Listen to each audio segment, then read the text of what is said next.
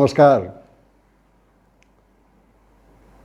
चीन और भारत के बीच सीमा विवाद का कारण क्या है? Genesis of border dispute between India and China, आज का यही टॉपिक है। इसके अनेक कारण हैं। जो मूल कारण है वह है चीन का विस्तारवादी होना, भूभाग का विस्तार और विचार का विस्तार, यही वो चाहते हैं। Expansion of territory and ideology of communism as well, ये मूल कारण है। वो विश्व विजेता बनना चाहते हैं, दुनिया भर में कम्युनिज्म को फैलाना चाहते हैं, ये मूल कारण है। दूसरे कारण में से मैकमोहन रेखा को अस्वीकार करना। मैकमोहन रेखा हो बने तो उसके आधार पर दोनों की सीमाएं डिमार्केट हों, विभाजित हों, रेखांकित हों, लेकिन बाद में अस्वीकार कर दिया उन्होंने। 1914 में शिमला में चीन, भारत और तिब्बत तीनों ने मिलकर तय किया कि मैकमोहन रेखा जो है उसी आधार पर हमारी सीमाएं होंगी। ये सीमाएं किस आधार पर बनी थी? पहला आधार था हैबिटेंट्स, लोग कहाँ रहते हैं। अगर चीन के लोग जहाँ तक हैं चीन को दे दिया जाए, तिब्बत के लोग जहाँ तक रहते हैं तिब्बत को दिया जाए, भारत के लोग जहाँ रहते हैं भारत को दिया जाए। दूसरा कारण था परंपरा। आज तक भारत का नियंत्रण कहाँ तक है और चीन का कहाँ तक है, तिब्बत का कहाँ तक है, उसको मान लिया जाए सीमा। और तीसरा कारण था वाटर शेड पॉलिसी। ये बारिश का पानी जो पहाड़ की चोटियों पर गिरता है, इस तरफ गिरा तो भारत, उस तरफ गिरा तो चीन। और पहाड़ की चोटी जो हो गई वो सीमा हो गई। ये तीन आधार पर सीमाएं तय कर दी गई थी। मैकमोहन साहब जो थे, भारत के फॉरेन सेक्रेटरी थे, उन्होंने ही कोऑर्डिनेट किया था शिमला में, इसलिए उन्हीं के नाम पर ये मैकमोहन रेखा बन गया। चीन ने इसको कहा मानेंगे, सिद्धांत में तो मान ही लिया, कि बाद में वॉरलॉर्ड्स कुछ थे पहले की डायनेस्टी के लॉयल थे, उन्होंने कहा कि हम नहीं मानेंगे। जब तक वो मानते तब तक कम्युनिस्ट पार्टी की स्थापना हो गई 1922 में, और उन्होंने घोषणा कर दी कि हम इसे कभी भी नहीं मानेंगे। और 1962 में 1962 में आक्रमण कर दिया हिंदुस्तान पर। आज तक कुछ न कुछ करते ही आ रहे हैं वो हर बार। ये मैकमोहन रेखा के लिए हामी भरना और बाद में नहीं मानना, ये डॉक्टर सन्यास सेन की सरकार थी, उन्होंने कहा था कि हम मानेंगे। और कम्युनिज्म की सरकार जब 1949 में बन गई, जो 1922 में कहा था नहीं मानेंगे, 1949 में जो सरकार उनकी बनी, फिर वही बात उन्होंने दोहराई और नहीं माना। ये दूसरा बड़ा कारण हुआ। और छोटे छोटे कारण वो गिनाते हैं चीन वाले, जैसे कि शेल्टर टू दलाई लामा। दलाई लामा को आपने भारत ने शरण क्यों दिया? फिर बताते हैं कि सपोर्टिंग टिबेटन कॉज, तिब्बत के हित की बात भारत क्यों सोचता है, क्यों नहीं मान लेता सदा के लिए कि चीन का भाग हो चुका है। ये कारण होता है। एक और कारण चीन वाले बताते हैं कि एशिया का लीडरशिप चीन के पास होनी चाहिए, भारत नहीं लीड करे एशिया को। नेहरू ने बांडुंग में, जो इंडोनेशिया में है, वहाँ पर एशियन अफ्रीकन देशों की एक महासभा बुलाई थी, बांडुंग कॉन्फ्रेंस। उसमें नेहरू की लीडरशिप स्थापित हुई। ये एशिया अफ्रीका के नेता हो सकते हैं, यह बात खटक गई माओ से तुंग साहब को। उनको तो विश्व विजेता बनना था, तो भारत पहले तो एशिया का तो विजेता बन जाए। अगर नेहरू लीडर हो गया तो फिर वो कैसे होंगे? ये भी एक कारण गिना जाता है। एक और कारण है, वो ये है स्टालिन जो सोवियत रूस के नेता थे, उनका देहांत हो जाना 1953 में। सोवियत राष्ट्र को कहना शुरू कर दिया माओ से तुंग साहब ने कि दुनिया का कम्युनिस्टों का नेता मैं हूँ, क्योंकि सीनियर मोस्ट हूँ मैं, मुझे मानो। सोवियत यूनियन के नेताओं ने कहा नहीं, आपको नहीं मानेंगे क्योंकि आप एडवेंचरिस्ट हैं। एडवेंचर की कम्युनिज्म में ज़रूरत नहीं है। माओ से तुमने साहब कहा कि एडवेंचरिस्ट मैं हूँ या नहीं हूँ वो तो बाद में बता दूंगा, लेकिन तुम लोग जो हो वो रिविजनिस्ट जरूर हो, कम्युनिज्म में रिवीजन करते रहते हो बार बार।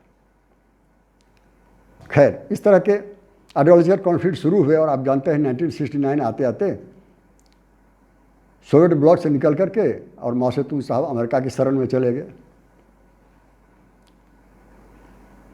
ये सभी एक कारण हुआ और दिखाना था उनको कि सोवियत रूस नहीं भी है चीन के साथ तभी भारत पर आक्रमण करके जीत सकता है, पूरी दुनिया में कम्युनिज्म फैला सकता है। ये सोवियत रूस को दिखाना था, तो वो भारत पर अटैक किया उन्होंने। एक ये भी कारण लोग मानते हैं।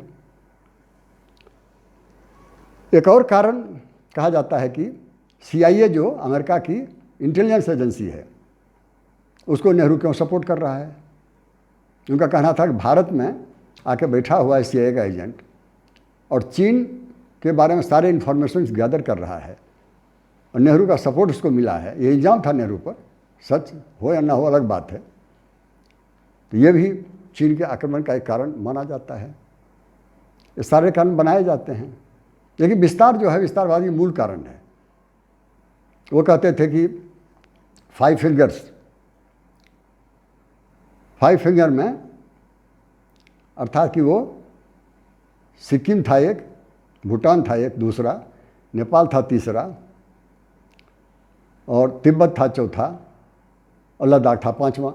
ये पांचों फिंगर चाहिए। जैसे 5 अंगुलियां हाथ से जुड़ी रहती हैं, ये पांचों देश जो भारत और चीन के बीच में हैं वो चीन से जुड़ जाएं, चीन का भूभाग बन जाए सदा के लिए। ये उनका सपना था। तो विस्तार वो करना चाहते थे पांचों लेने के लिए। और दूसरा कारण था उसको विस्तारवादी होने का, उनको पाकिस्तान की तरफ जाने के लिए अक्साई चीन चाहिए, काराकोरम चाहिए, ताकि उधर वो विस्तार कर सकें। एक बात जान लीजिए, कुदरत ने चीन को सब कुछ दिया है। एशिया में, एशिया की पूरब में जापान है, तो पूरब की तरफ जापान की तरफ पहुंच सकता है, साउथ एशिया की तरफ, साउथ कोरिया की तरफ। अगर एशिया के उत्तर में जाना है, नॉर्थ एशिया में, तो फिर कजाकिस्तान उसकी बॉर्डर भी इससे मिलती है, सीमाएँ मिलती है। पश्चिम एशिया में जाना है तो अफगानिस्तान होकर के वो जा सकते हैं अभी भी, ईरान और फिर पश्चिम एशिया जा सकते हैं। दक्षिण एशिया में भारत है और सारे देश हैं, नेपाल भूटान सब। साउथ ईस्ट एशिया में इंडोनेशिया मलेशिया सारे देश हैं उनके। तो सारी देशों की सीमाएँ मिलती है उनसे। कुदरत ने सब कुछ दिया, संतोष नहीं दिया। भारत पर कुदरत मेहरबान नहीं है, लेकिन वो पूरी दुनिया चाहिए उनको ना, ये परेशानी उनके साथ है। और रह गई बात चीन का उद्देश्य क्या है। अगर सिर्फ वो भारत पर आक्रमण किए होते तो समझ सकते थे हम। जितने भी मुल्क उनकी सीमाओं से, उनकी सीमाएं जितने भी देशों से मिलती है, 14 देशों से, सबके साथ वही कर रहे हैं, झगड़ा लड़ाई करते रहते हैं, युद्ध करते रहते हैं। सिर्फ भारत नहीं, सबके साथ। तो उनकी नियति है युद्ध करना, उनकी नियति है विस्तार करना, उनका ध्येय है पूरी दुनिया में कम्युनिज्म को फैलाना। लेकिन एक अलग विचार भी है जो इस सबको नहीं मानते। वो कहते हैं कि नहीं, चीन निर्दोष है, उन्होंने दोषी भारत को ही मान लिया।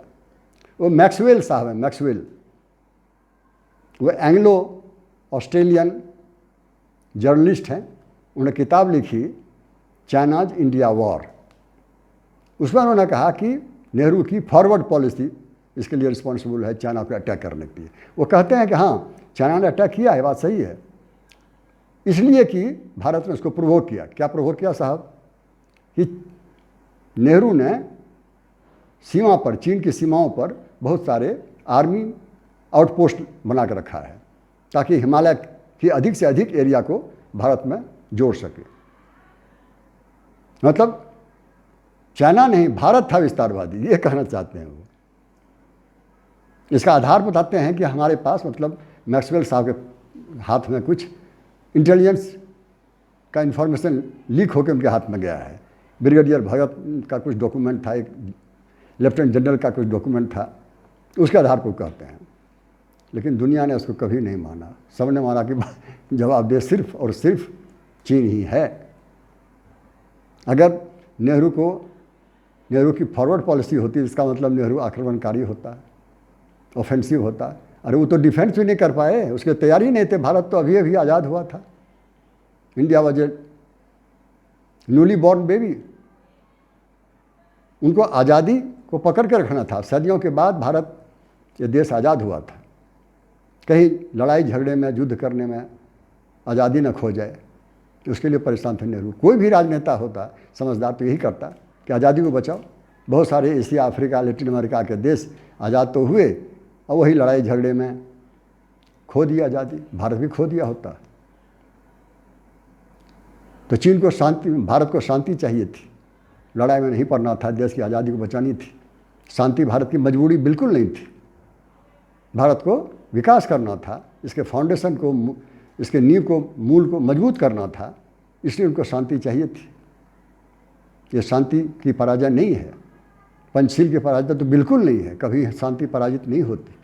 लेकिन जब ऐसे जो देश होते हैं जो सिर्फ युद्ध की ही भाषा जानते हैं तो फिर परेशानियां पैदा होती है। लेकिन आज उनको पता चल गया है चाइना को कि जो 62 में शुरू किया था उन्होंने, युद्ध की बात करते थे और आज तक वो डोकलाम में बैठे हुए हैं, पोंगलोंग में बैठे हुए हैं, लद्दाख में बैठे हुए हैं। अब भारत तैयार हो गया है, उन्हें 1 इंच भी भारत उसको आगे नहीं बढ़ने देंगे। ये सपनों में जीने वाले लोग हैं, जो अधिक सपने देखते हैं उनके पैर के ज़मीन के जो पैर के नीचे जो ज़मीन है वो भी खिसक जाती है, ये नहीं जानते हैं। हिटलर साहब को आत्महत्या के बाद 1 गज ज़मीन नसीब नहीं हुआ। नेपोलियन साहब बड़ी बड़ी लड़ाइयाँ जीते और बहुत मामूली सी लड़ाई में पराजित हुए, और जब उनकी मृत्यु हुई थी तो 5 आदमी उनके आसपास नहीं थे।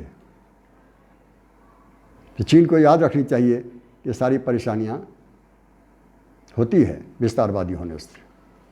इन सारे कारणों को कहा जाता है कि ये सारे जो विवाद है चीन के साथ भारत का, ये सारे कारण हैं विवाद के।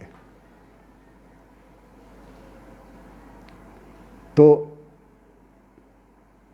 ये सारे कारणों के को जहाँ तक स्पष्ट होने का सवाल है, अपनी तरफ से मैंने कह दिया। ये मेरा अपना व्यक्तिगत विचार है। इन्हीं शब्दों के साथ मैं समाप्त करता हूँ। Thank you so much.